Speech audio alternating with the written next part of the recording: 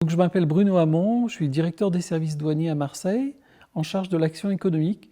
Donc MGI et la douane ont travaillé régulièrement à la mise au point de l'après-AP+, qui était un cargo community system pour aller vers un cargo intelligence system, un nouveau système plus fluide, plus moderne, plus en rapport avec ce que chacun attend de la numérisation et de l'informatique. Et ce travail a donné lieu, après 2 ans de travaux chez MGI, après un travail en consultation avec tous les opérateurs du port, dont la douane, à la mise au point de CI5.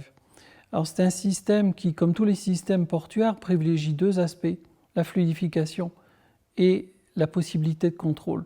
Donc CI5, c'est un outil nouveau qui avait été très bien organisé en termes de fluidité, ce qui est l'important dans le monde dans lequel on vit, c'est-à-dire on a besoin que des marchandises passent le plus vite possible dans un port. Pourquoi?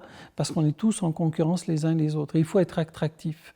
Être attractif, ça passe par la fluidité, mais aussi par la capacité de contrôle. Parce que contrairement à ce qu'on croit, plus on a de capacité de contrôle, plus on fait de l'analyse de risque en même temps, plus on limite les temps de contrôle et plus on s'attache à aller vérifier les containers ou les marchandises qui nous intéressent, étant entendu que le but étant effectivement, au moment de ce contrôle très particulier à la frontière, de ne retenir que les marchandises qui nous intéressent. Donc la douane a beaucoup travaillé avec MGI aussi, et le fait encore, pour améliorer les capacités de contrôle qui ne sont pas des barrières, mais qui sont des capacités à pouvoir mieux contrôler. Donc en résumé, je dirais que cette alliance objective entre un producteur de logiciels portuaires qui est MGI et la douane au cas particulier est entièrement positive, parce que notre but, bien sûr, c'est de fluidifier le trafic le plus licite possible, c'est-à-dire 90, 95, 99% du trafic est licite. Donc l'intérêt, c'est que l'entreprise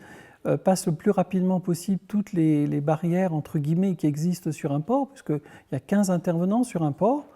Et le but est grâce à cette collaboration aussi, de permettre à la douane indirectement de s'attaquer au trafic illicite. Parce que plus on a d'informations que nous permet d'avoir le CI5, plus on peut sélectionner des marchandises sans gêner la fluidité du trafic.